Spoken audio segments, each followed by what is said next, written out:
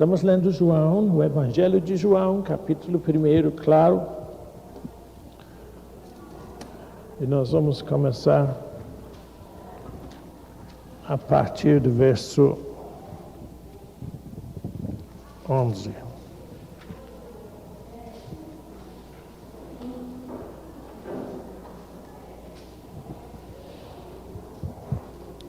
Não, verso 10. Primeiro e verso 10.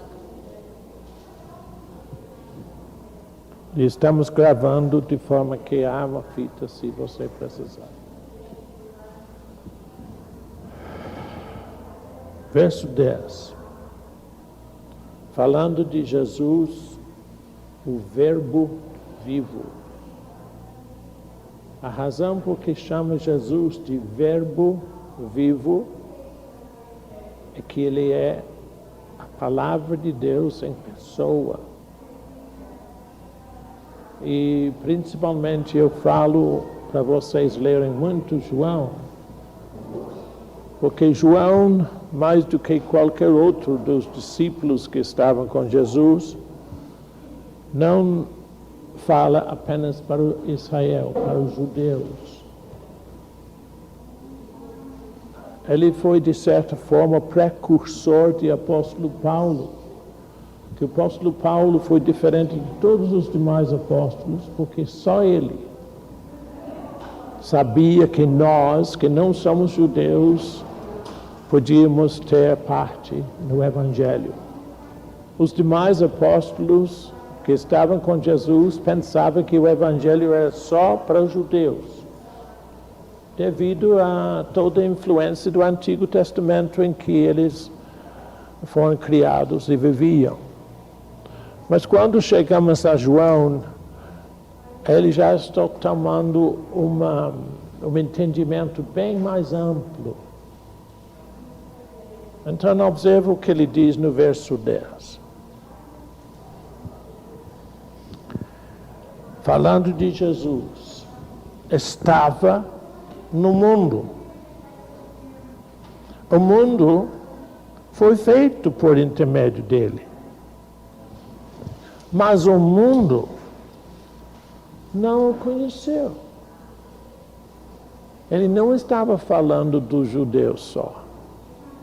Todo mundo que estava ao redor de Jesus não conheciam o que ele era. Porque, como eu vou explicar em outro ensinamento na frente, não hoje,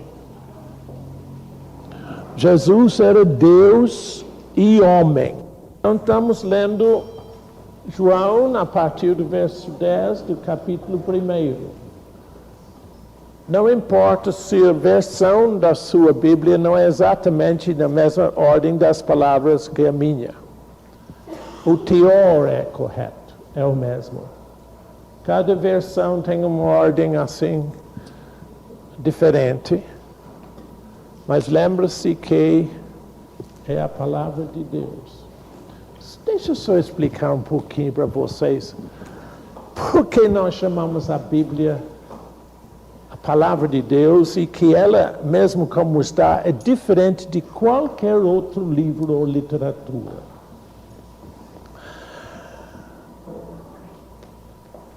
Desde Gênesis a Apocalipse,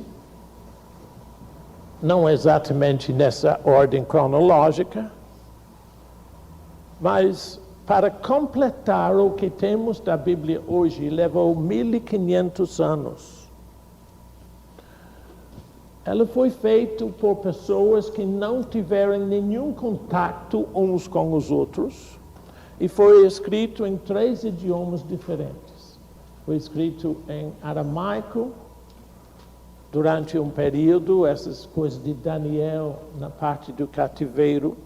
Ela foi feito em hebraico antigo. E a primeira pessoa a escrever qualquer coisa disso aqui, porque escreveu os primeiros 5 livros, foi Moisés. O interessante é que Deus programou, ou planejou, ou preparou a coisa de tal forma fantástica que você lembra de um moço chamado José do Egito. José do Egito, que era de Canaã, foi levado como escravo para o Egito. Foi só no tempo dele que os egípcios inventaram a escrita. E antes disso, eles tinham desenhos e coisas assim. Mas letras escritas como alfabeto foi feito durante a civilização no Egito. A razão por que estou dizendo isso é porque não foi por acaso que Moisés nasceu no Egito e foi criado em toda a civilização do Egito. Porque Deus precisava que ele escrevesse para nós os primeiros 5 livros. No tempo de Abraão não escrevia nada. Compreende? Noé não sabia escrever, não tinha escrito naquele tempo. Muito bem, então, levou 1500 anos para fazer a Bíblia. Ela foi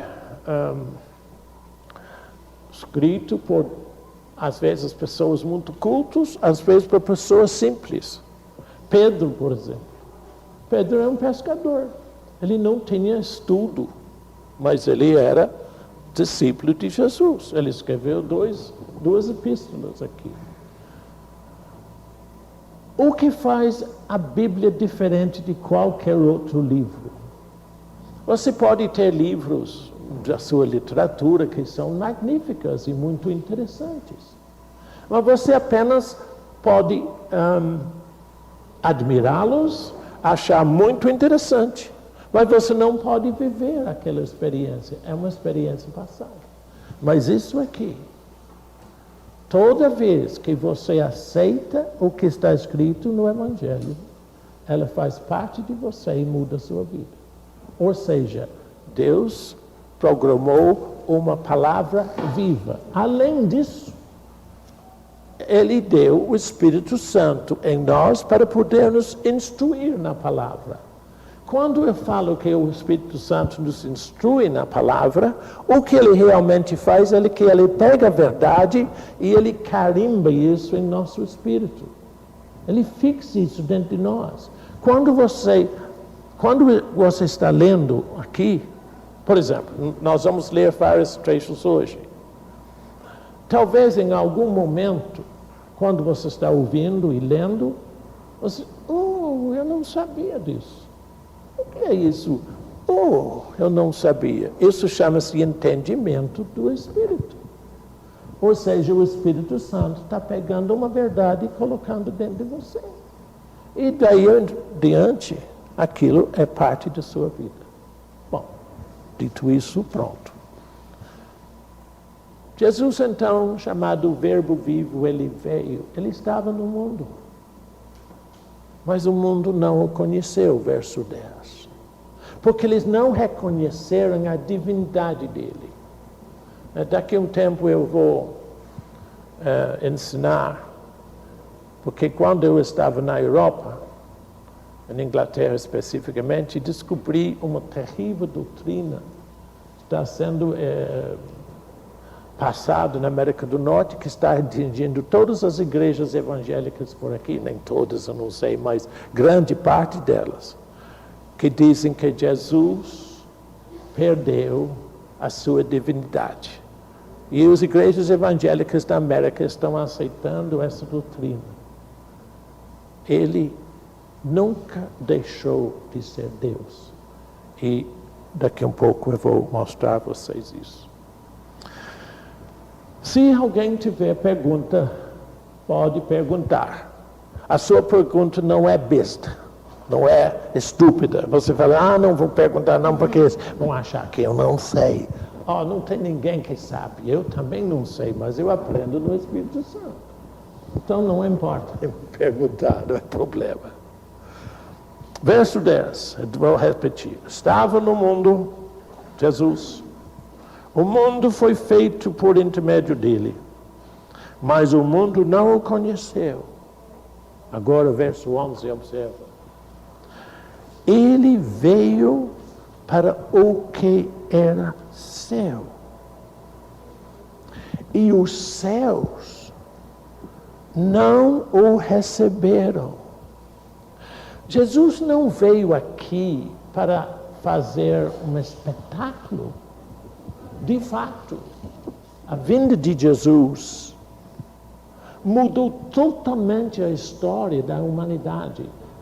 Nós temos a história da humanidade antes da vinda de Jesus e depois. Mas o fato de ele vir, nunca deixa que ninguém diz para você que ele veio para ser um bom exemplo para nós. Ele não veio para ser bom exemplo.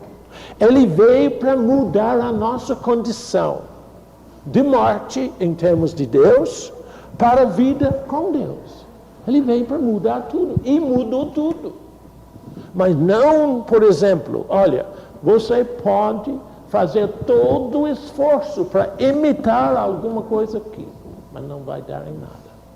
O que é preciso receber pela fé, pelo Espírito Santo, isso muda você.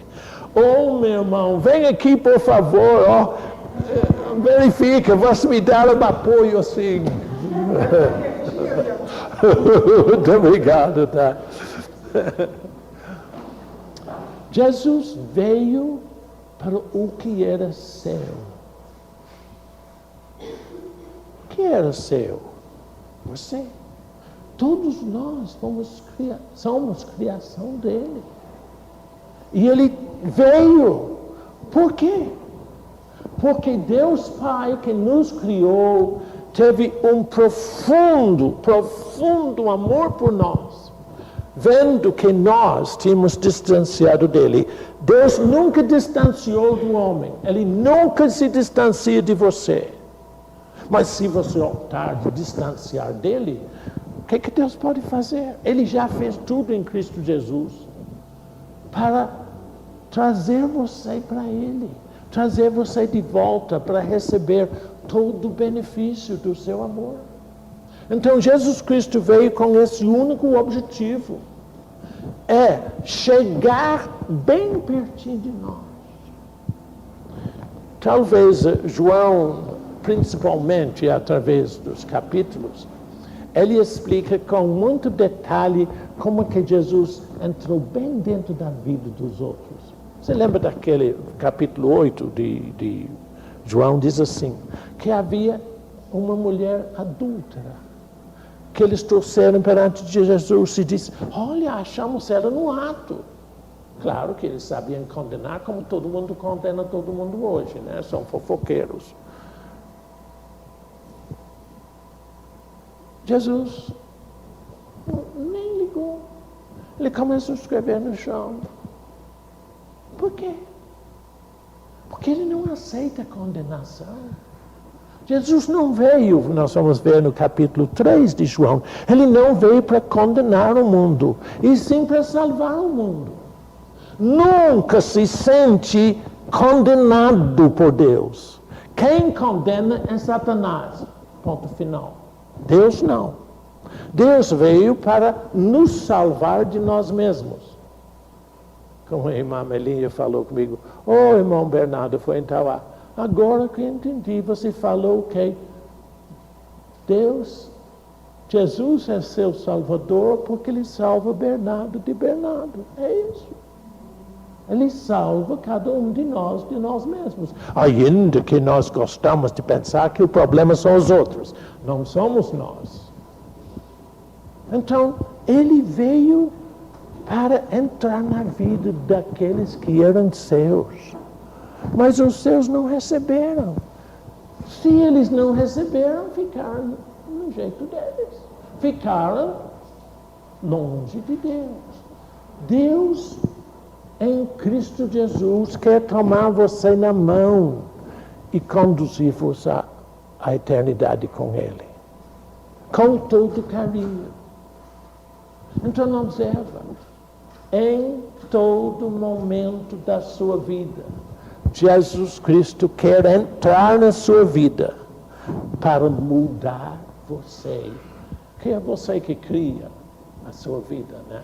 Ainda que nós gostamos de não pensar isso, né? São os outros que é o nosso problema. Mas Provérbios 4:23 é muito claro, que diz, sobretudo o que se deve guardar, guarda o teu coração, porque é do seu coração que sai essa circunstância que você vive. Bom, veio para o que era seu, e os seus não o receberam. Quando você lê isso, não, verso 11. Quando você lê isto, não pensa, mas que gente, assim, endurecido. Se fosse eu teria recebido ele. Não teria, não. Nós somos do mesmo jeito. Todo o nosso problema é que não estamos recebendo a ele como... Ô, gente, por favor, vem aqui. Aqui tem 2 cadeiras para vocês. E se tiver chegar alguém, a gente põe mais um. Entendeu? Não imagina você que você é melhor do que os outros. Eles não receberam e também nós não. Não é conveniente às vezes. Vamos continuar. Gosto do verso 12, mas magnificamente esse verso 12. Mas, há uma mudança. Mas, há... Fala de novo. Fala de novo. Isso inclui você. A todos o que, quantos o receberam, ele ficou encarando eles de longe, não. Ele deu alguma coisa para eles. Ele deu-lhes o poder de serem feitos ou se tornarem filhos de Deus, a saber, aos que creiam em seu nome. Toda vez que você se abrir para Deus, naquela necessidade tua, você diz, oh Deus, eu preciso tanto de Ti. Naquele instante, Ele te dá alguma coisa. Ele dá a você a condição, só porque você abriu o coração, Ele dá a você a condição de viver como filho de Deus e não como derrotado. Não é coisa boa isso? Todo minuto, toda hora. Ele quer nos levar para viver como Ele preparou para nós. Uma irmã me ligou hoje e disse, irmão, o que Paulo queria dizer quando disse, quando estou fraco, então estou forte?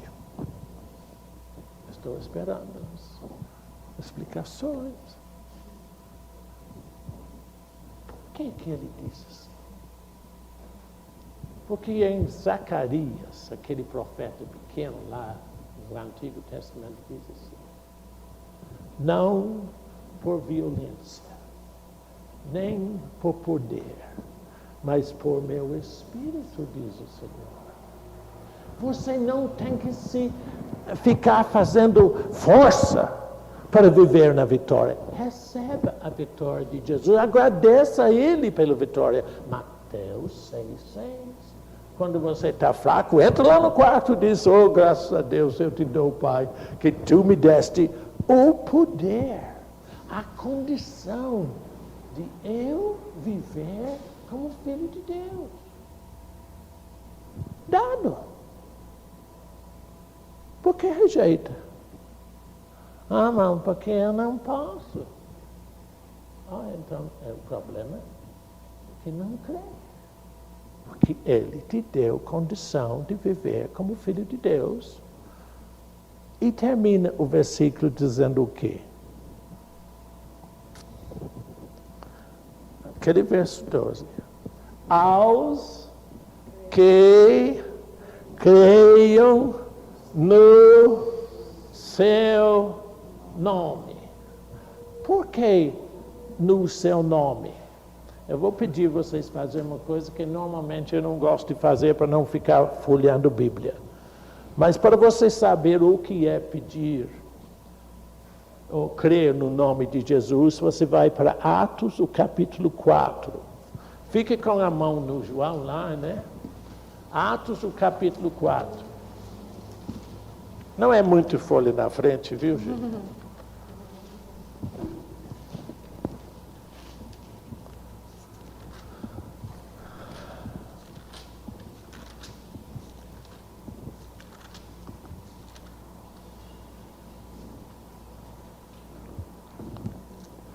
Atos 4, achou? Só que não achou o versículo ainda, é o versículo 12. 12. Atos 4, 12.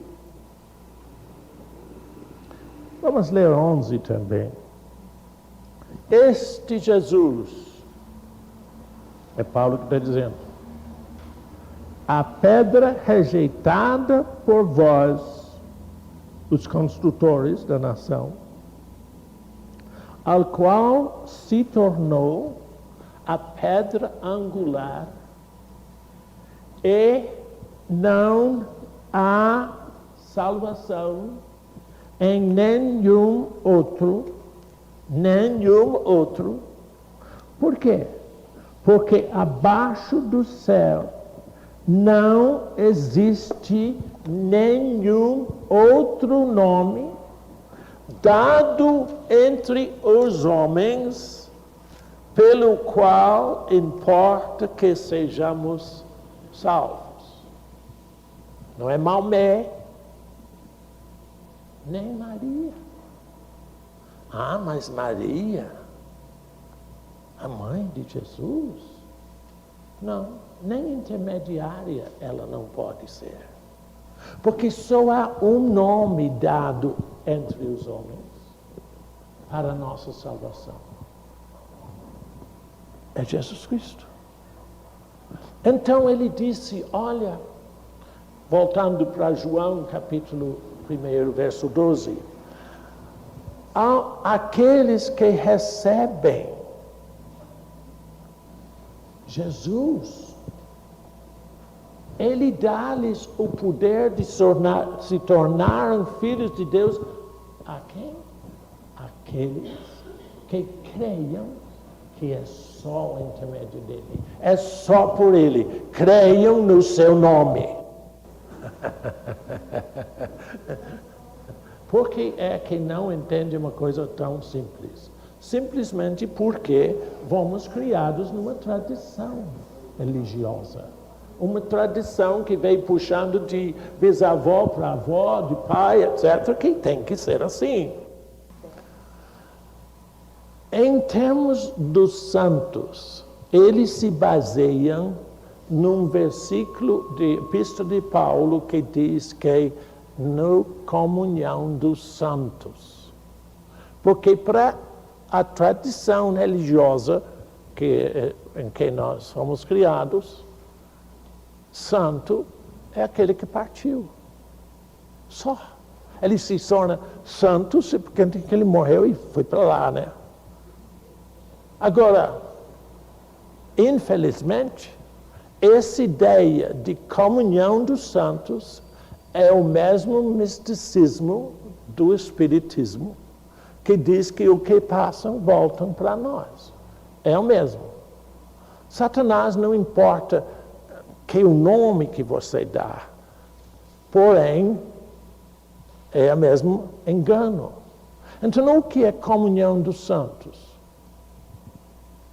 Isso aqui.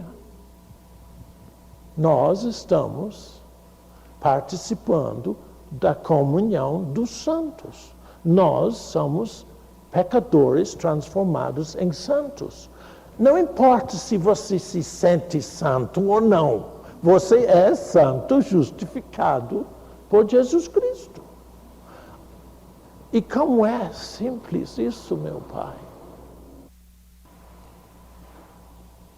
Jesus disse que havia dois homens que foram ao templo orar. Um fariseu, outro publicano. Não importa o que é isso ou outro. Fariseu é aquele que não pratica o que prega, o que tem demais por todo lado. Publicano é aquele que não tem entendimento nenhum, tá? O fariseu, orando a Deus, louvava a Deus por o que ele, o fariseu, era. Disse, eu faço isso, eu faço aquilo, faço outra coisa, eu pago dízimo, eu pago jejum 2 vezes por semana, etc, etc. O pobrezinho, que não entendia nenhum entendimento de Deus, entre aspas, bateu no peito e disse, Deus, ser propício a mim, pecador. Só. Mais nada. Jesus disse que aquele homem que fez assim desceu para sua casa justificado. O que é justificado? Feito tão justo quanto Deus. Deus é santo? É? Aquele que crê nele é tão santo quanto Deus é santo. Lamento que tira a sua ideia de o que é santo, mas é tão simples assim. Muito bem, então voltando para a observação de irmã Cândida. Diz que Maria pediu, é o nosso intermédio para Jesus. Né? Por quê? Baseado simplesmente, como nós vamos ver lá na frente, na Canaã de Galileia, quando faltava vinho, eles foram conversar com ela. Jesus atendeu a ela ou não? Ele não deu nenhuma resposta a ela, não desrespeitando a ela. Agora tem mais um aspecto para mostrar como Jesus, que amava, olha, nós sabemos que Jesus amava a sua mãe acima de tudo. Porque no momento que ele estava pendurado na cruz, ele viu João olhando para ele e Maria ao lado. E ele disse, João, aí é tua mãe. Mãe, aí é teu filho. Nos últimos momentos da vida, ele entregou a mãe dele aos cuidados de João, quem escreveu isso aqui. E ele levou a mãe de Jesus, depois de um pouquinho de tempo, que eles ficaram em Jerusalém um pouco. Maria estava junto com os 120 no cenáculo de Pentecostes, que foi batizado no Espírito Santo, que Maria foi batizada no Espírito Santo e orava em línguas como os demais. Depois, João levou a mãe de Jesus para Éfeso, que é na Turquia hoje, onde ele morava. Bom,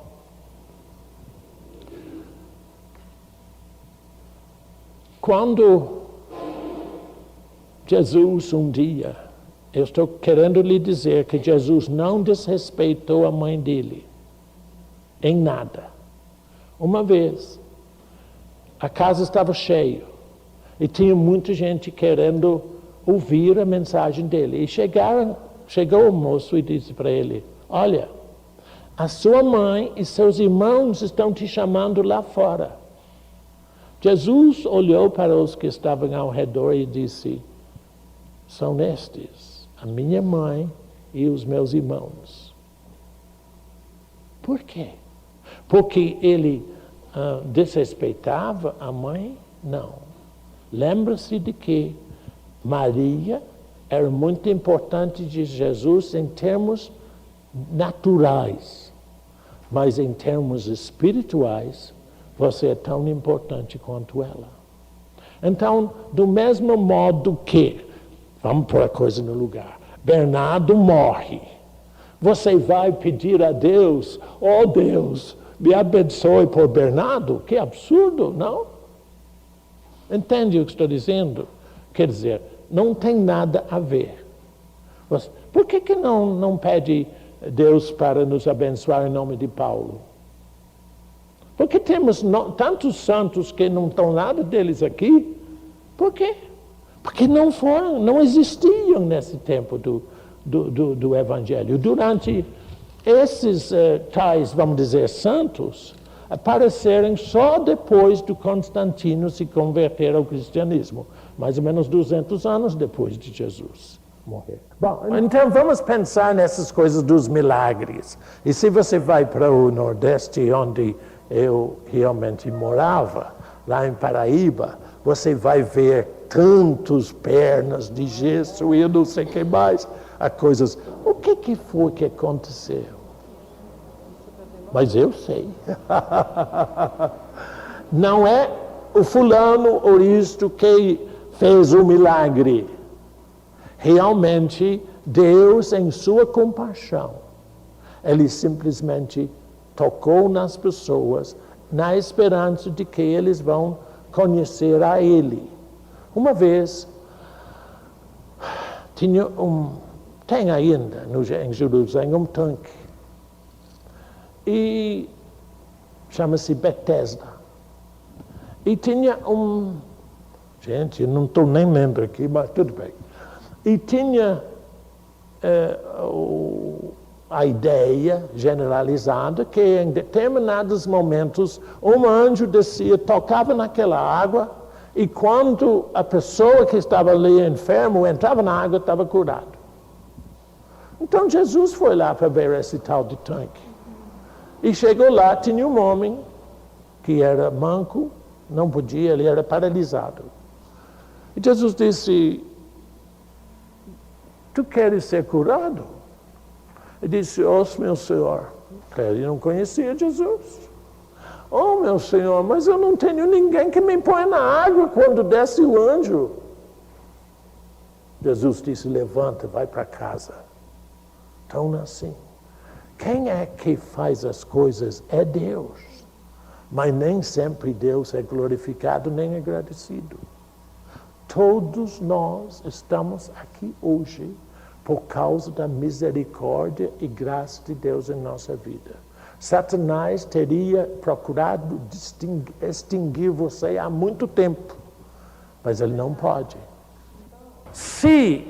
Olha, é só o Espírito Santo que traz luz, compreende?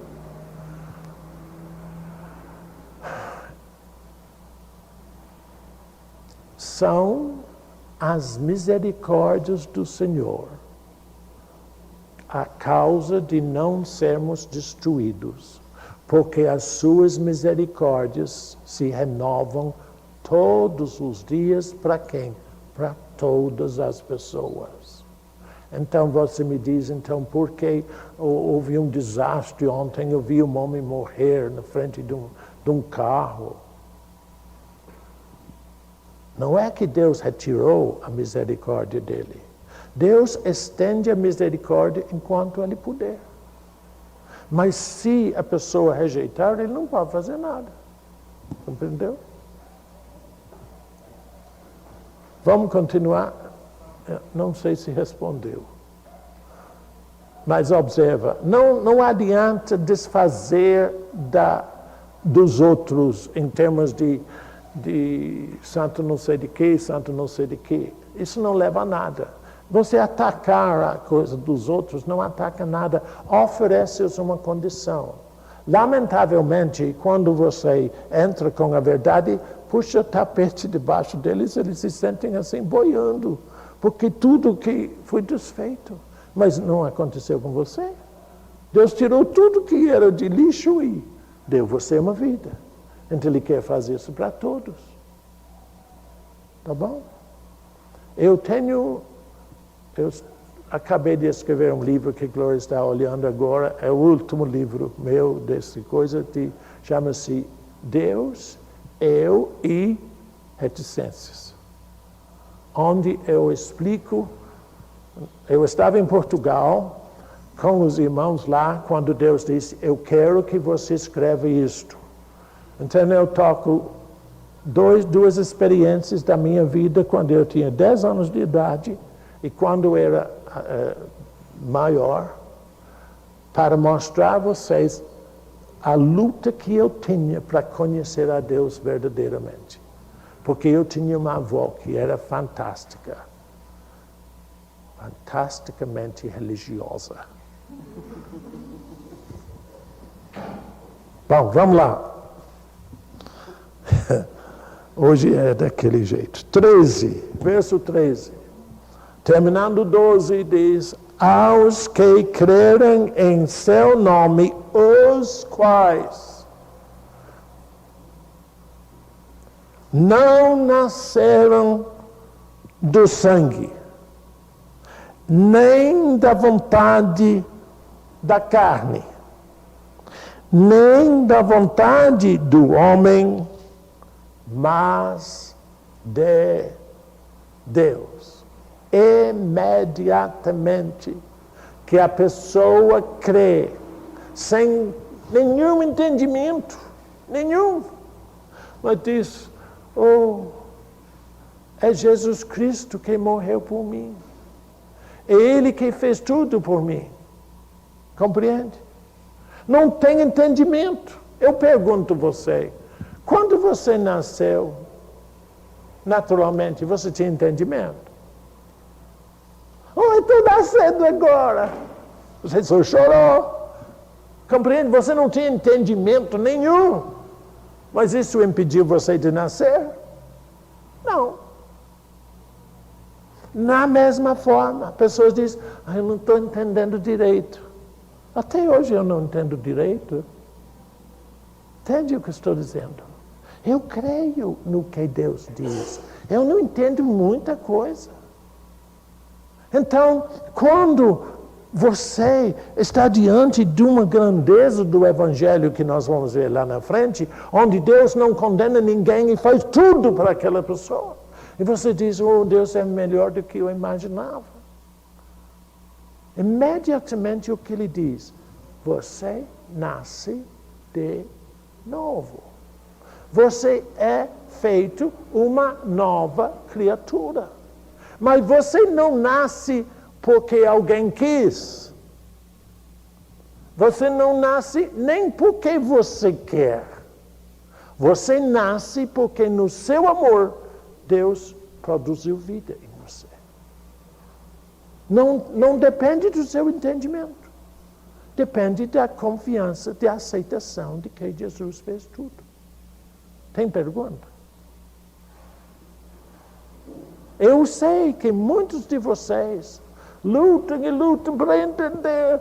Eu estou fazendo, oh Deus, eu preciso entender. Quase que chorando às vezes. Não tem que entender nada, tem que aceitar. E, na medida que você aceita, cabe a Deus alimentar você pela palavra e o Espírito para você crescer no entendimento. A mãe, o neném nascido não tem entendimento nenhum, mas a mãe vai cuidando dele, amamentando a ele, para ele crescer. Daqui um pouco, ele tem entendimento de que, oh, eu sou eu. E na medida em que você agradece a Deus por Jesus Cristo, vai chegando aquele entendimento: mas eu sou salvo. Que bom, eu sou salvo. Compreende? Não espera mexer tudo uma vez, não. Deu para entender isso, gente? Por isso que ele diz: aos que creem em seu nome, verso 12, verso 13, os quais não nasceram do sangue, nem da vontade da carne, nem da vontade do homem, mas de Deus. A única pessoa que pode mudar você é Deus. E quando Ele muda, oh, mas é tudo diferente. Verso 14. E o Verbo, aquele Jesus, aquela palavra que criou tudo que você vê ao seu redor. Ele criou aquilo por sua palavra, aquelas árvores.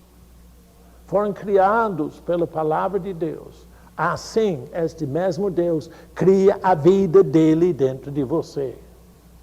Eu vou ler esse versículo, depois eu vou passar para mais um versículo na frente. E o Verbo se fez carne, ficou exatamente como nós, sem pecado. E habitou entre nós. cheio de graça e de verdade. E vimos a sua glória como o unigênito do Pai. Aqui, Jesus é chamado o unigênito, o único. Quando fala que é o unigênito do Pai, não entende que Jesus é inferior ao Pai.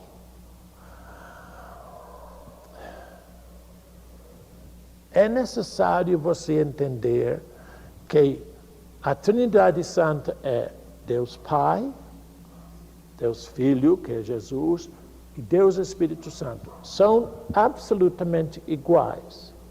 Porém, para poder ser o nosso Salvador, para Ele poder mudar a nossa condição, Ele abriu mão da sua igualdade com o Pai, assumiu um corpo humano na Virgem Maria para nascer como homem.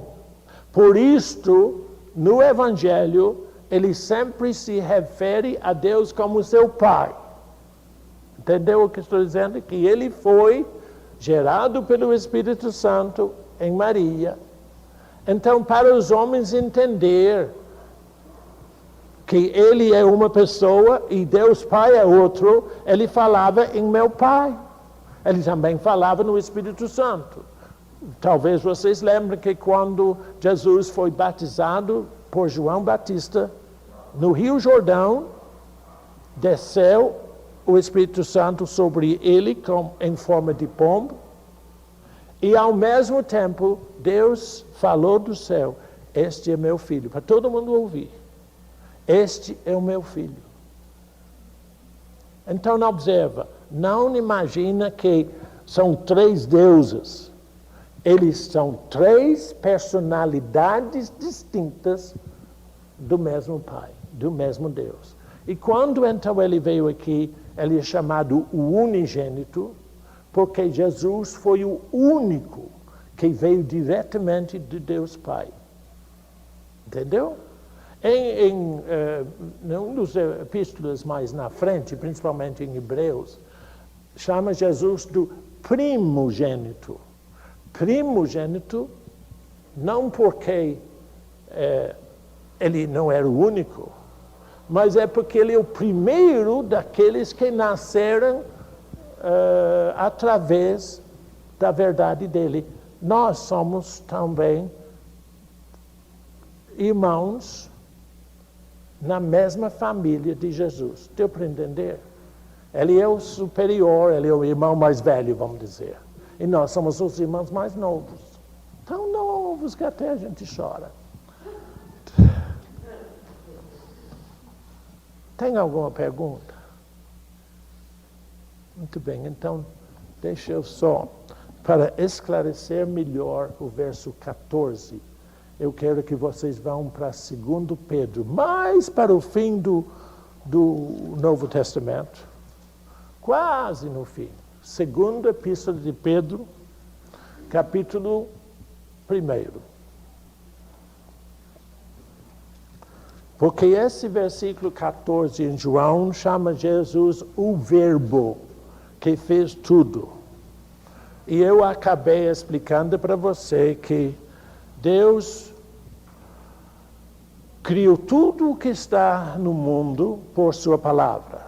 Ele não somente, filho, criou a terra. Ele criou todo o universo por sua palavra. E ele mantém todos os planetas do sistema solar funcionando direitinho ainda por sua palavra. Agora vem um dia quando as coisas vão mudar por sua palavra. Você nem imagina como é. Neste momento, você tem uma força de gravidade que mantém você aqui na Terra. Porque a Terra está gerando uma coisa louca. E se tivesse tirado essa força, você ia voando, talvez, eu sei lá. Mas vem um dia e fala disso em Tessalonicenses, que dado a ordem da sua palavra, nós seremos arrebatados. É por sua palavra, porque a palavra ele vai dizer, olha, tira a força em cima deles aqui, esses que são meus, e eles vêm comigo. Tá bom? Vamos lá então. O que eu estou procurando enfatizar aqui agora é o valor da palavra de Deus para criar a condição de Deus em você. O que se fala em 1 João 14. Olha esse versículo em 2ª Epístola de Pedro, versículo 3 e 4. 2ª Epístola, capítulo 1, verso 3 e 4. 2ª Epístola, 1º capítulo, verso 3 e 4. Verso 3. Visto como, pelo seu divino poder, nos têm sido doadas todas as coisas que conduzem à vida e à piedade. Piedade não é ficar assim, ó. Piedade é viver conforme Deus. Só isso. Pelo conhecimento completo daquele que nos chamou, que é Jesus, para a sua própria glória e virtude, pelas quais nos têm sido doadas as suas preciosas e muito grandes promessas. Para quê? Para que por elas vos torneis coparticipantes da natureza divina. Mas não só isso. Livrando-vos da corrupção das paixões que há no mundo. Você tem algum problema na sua vida? Não me fala, não. Você quer ficar livre?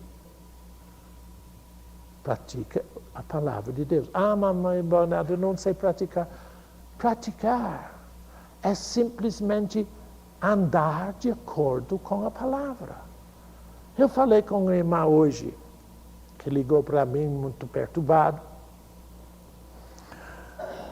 E alguns irmãos que estão aqui lembram que a última vez que eu estive aqui, eu falei de Mateus 6,6, lembra?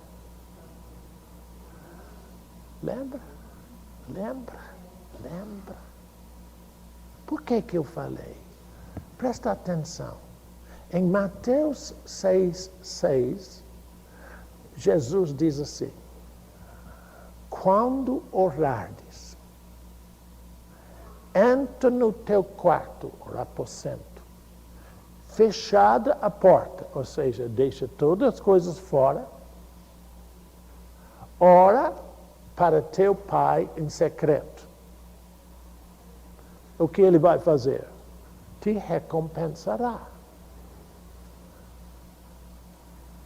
Bom, agora eu vou lhe explicar mais um pouco isso na prática. Semana retrasada, logo que eu cheguei à Europa, uma irmã ligou para mim chorando, mas chorando tanto. Eu não sei por que as pessoas choram quando ligam para mim, mas ela estava chorando. Irmão Bernardo, eu não conheço essa pessoa, ela é do Rio de Janeiro. Irmão Bernardo, chorando daquele jeito. Eu quero gerar um filho, não posso. Ela disse, pode sim. Não posso não, irmão, não tem mais jeito. Eu disse, quer saber? Eu quero. Eu disse, então é fácil, irmão, fácil. Tá bom. Aí ela acalmou. É fácil. Porque para Bernardo tudo é fácil, porque eu já descobri que funciona. Então, para mim é fácil. Aí falei, irmã, eu vou te fazer um desafio. Eu faço um desafio para vocês da mesma forma. Não a respeito de gerar filho, não, mas outra coisa. Eu falei, filha, eu desafio você. Se você entrar no seu quarto todo dia, por um pouquinho de tempo, e agradece a Deus por um filho, daqui 9 meses você vai ligar para mim. Meu filho está nos braços aqui, irmão Bernardo. Você aceita o desafio? Disse, aceito. Eu disse, também eu aceito, estou aguardando o seu telefonema. Por quê, irmão? Porque eu tenho plena certeza. Por que eu posso ter confiança disso? Porque eu sei que o que Jesus diz Jesus era incapaz de nos enganar, ludibriar, ou falar alguma mentira. Quando Jesus disse, se orardes, entre no seu quarto e agradece, ore a Deus. Irmão, seja qual for o teu problema, aqui, Pedro, e ele bem sabe que ele teve muito problema na vida, ele disse que se você agradecer a Deus, a sua palavra, você fica como Deus, você participa da natureza divina e ainda você se livra daqueles problemas que você tem. Seria. Só para firmar o que você está dizendo, irmãos, olha Tiago, é lá pertinho, volta umas folhas só, Tiago, capítulo 1, só para confirmar o que a irmã está dizendo. Tiago, capítulo 1, só algumas folhas, voltando para trás.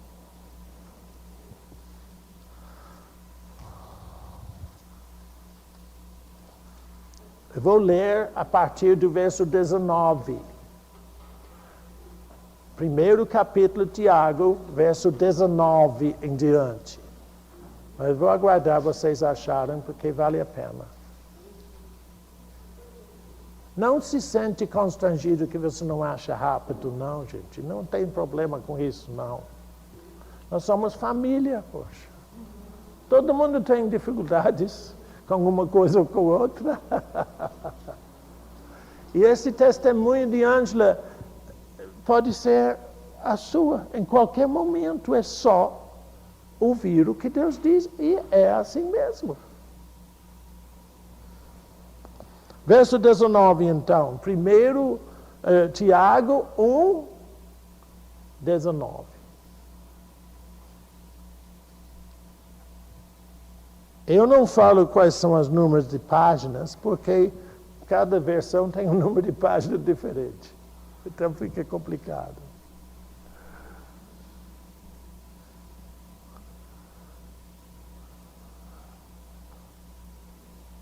Pode ir com calma, filha, não tem problema nenhum. Ai, tudo com calma, não tem problema. Tiago 1, 19. Sabeis estas coisas, meus amados irmãos?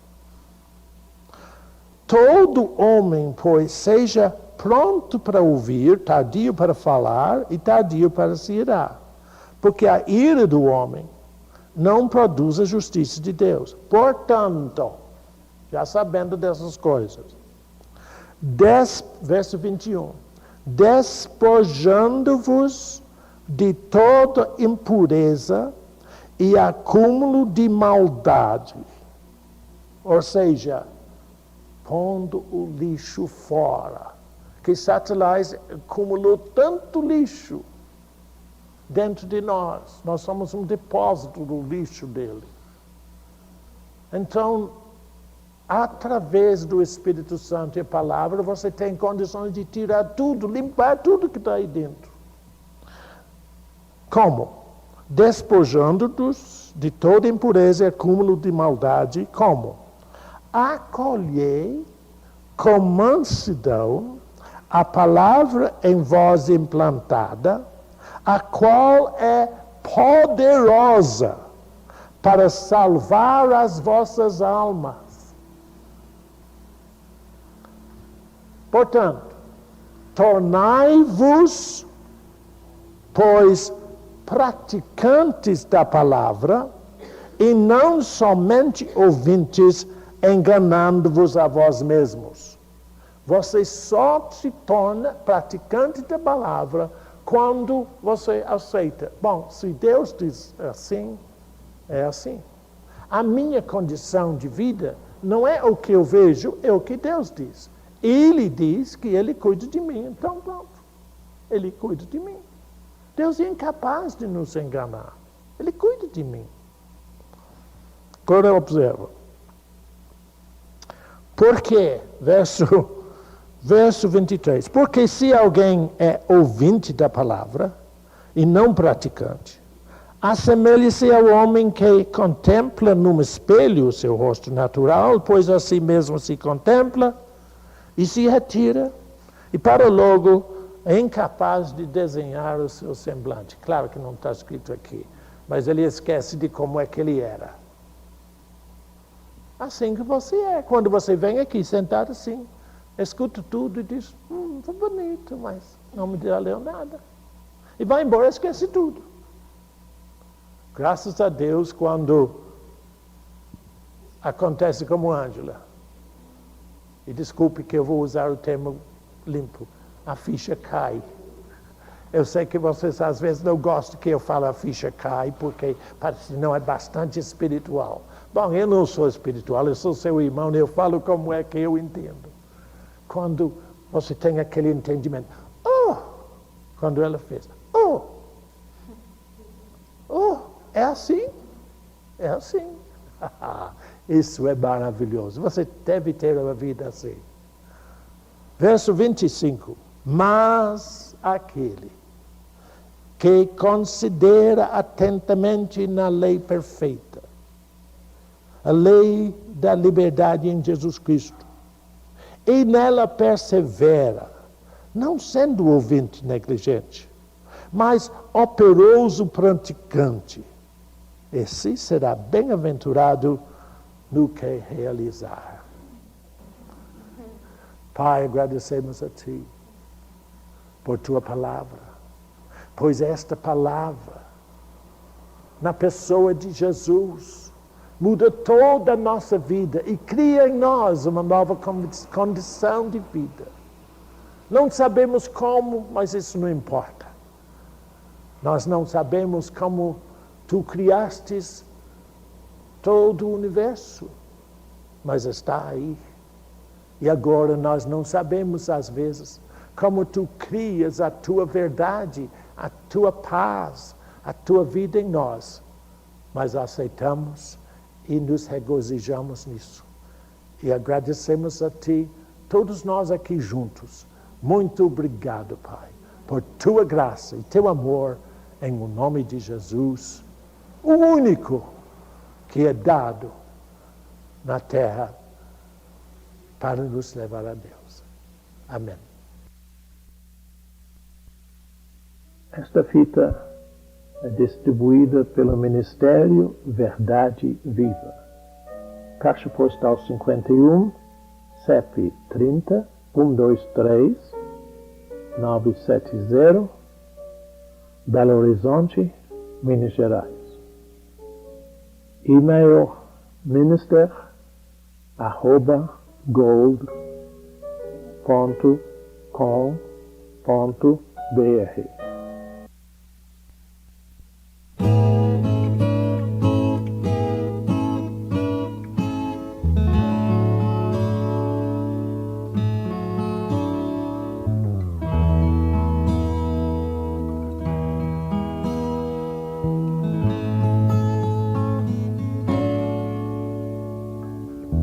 I can see that you love Jesus first. It's plain to me, and that you sit close and hear His his heartbeat. For in your eyes I see shining love that speaks so clear, and I can hear them saying so sweetly,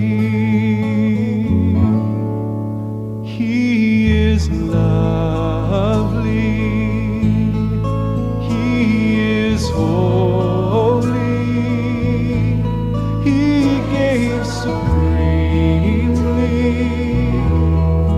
that all men might see, and He is gentle, tender-hearted, my risen Savior. He is God, Master Maker, sweet life Creator, come and dwell in me, that my heart may know your tender mercy. Come shine through me, that all may see your love so full and free, and I'll declare your praise through endless ages. You are lovely,